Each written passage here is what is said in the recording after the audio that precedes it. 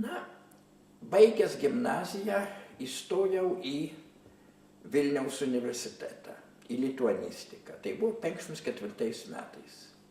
Jau po Stalino mirties.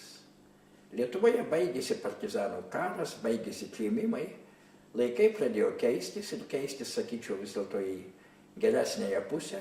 Jau buvo ne taip pavojinga ir sunku gyventi kaip Stalino laikais.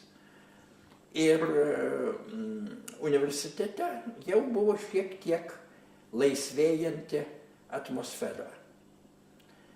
Na, aš iš pradžių buvau komjaunuolis ir gana toks tikintis, kaip sakoma, komjaunuolis. Tai buvo išimtis. Komjaunuolių, žinoma, buvo daug, bet retas, kuris iš jų tikėjo komunistinė ideologija. Tai buvo prisitaikymo reikalas, karjeros reikalas arba baimės reikalas. O aš tikėjau, kad komunizmas yra šviesi žmonijos ateitis. Tuo bandė tikėti ir mano tėvas ir bandė mane tuo įtikinti. Jis buvo labai populiarus, labai produktyvus, o kas iš to produktyvumo seka, taip pat ir gana pasiturintis rašytojas. Nieko kito išskyrus rašytojo darbą jisai nedirbo. Motina buvo tiesiog namų šeimininkė, buvo, taip sakant, tvarkė namus. Bet taip pat yra išvertusi keletą knygų, išleidusi keletą vertimų. Na, galiu pasakyti, kad tėvas gerai mokėjo prancūziškai ir vokiškai, šiek tiek angliškai, bet labai mažai. Motina mokėjo irgi prancūziškai ir vokiškai. Nu, ir rusiškai be abejo mokėjo ir tėvas, ir motina abudu. Motina dar ir lenkiškai. Taip kad augau tokioje šeimoje, kurioje buvo galima išgirsti ir kitų kalbų, ne tik lietuvių kalbą. Ir nuo vaikystės jau šiek tiek tas kalbas mokėjau. Nu, rusų kalbą išmokau net visai gerai, paskui ir lenkų kalbą, o vėliau anglų. Prancūzų suprantu tik tai spausdintą tekstą. Kalbėti prancūziškai vengiu.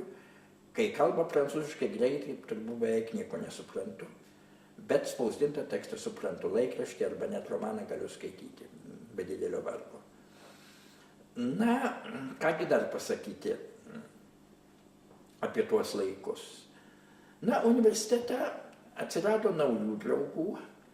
Vienas iš jų buvo Juozas Tumelis, labai antitarybiškai nusiteikęs žmogus, kuris gerai suprato tos sistemos ydingumą ir žalingumą Lietuvai ir iš viso žalingumą žmonijai, ir kuris ir mane bandė tą linkmę nuteikti.